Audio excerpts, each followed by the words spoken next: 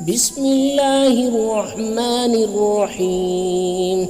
تبارك الذي بيده الملك وهو على كل شيء قدير، الذي خلق الموت والحياة ليبلوكم أيكم أحسن عملا، وهو العزيز الغفور، الذي خلق 7 سماوات طباقا، ما ترى في خلق الرحمن من تفاوت، فرجع البصر هل ترى من فطور، ثم رجع البصر كرتين ينقلب إليك البصر خاسئا وهو حسير. ولقد زينا السماء الدنيا بمصابيح وجعلناها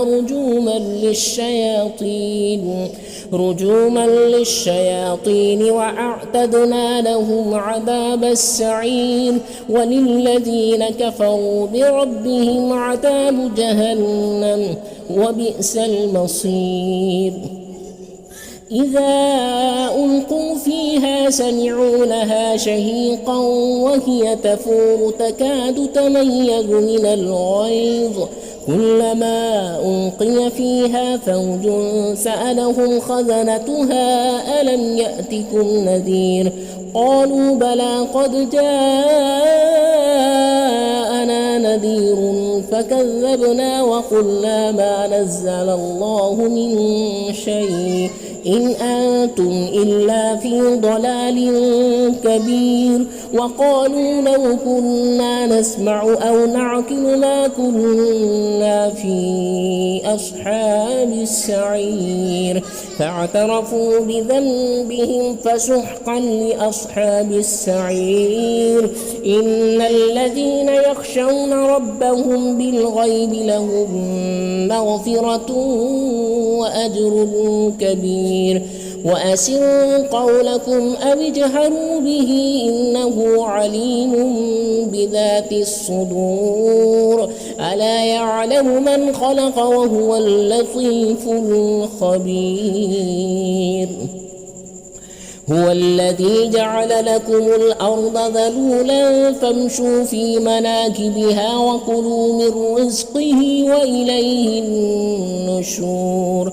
آمنتم من في السماء أن يخسف بكم الأرض فإذا هي تمور، أم أمنتم من في السماء أن يرسل عليكم حاصبا، فستعلمون كيف نذير. ولقد كذب الذين من قبلهم فكيف كان نكير. أولم يروا إلى الطير فوقهم صافات ويقبضن ما يمسكهن إلا الرحمن إنه بكل شيء بصير. أمن هذا الذي هو جند لكم ينصركم من دون الرحمن إن الكافرون إلا في غرور. أمن هذا الذي يرزقكم إن أمسك رزقه بل لجوا في عتو ونفور. أفمن يمشي مكبا على وجهه أهدى أمن يمشي سويا على صراط مستقيم. قل هو الذي أنشأكم وجعل لكم السمع والأبصار والأفئدة قليلا ما تشكرون. قل هو الذي ذرأكم في الأرض وإليه تحشرون. ويقولون متى هذا الوعد إن كنتم صادقين. قل إنما العلم عند الله وإنما أنا نذير مبين.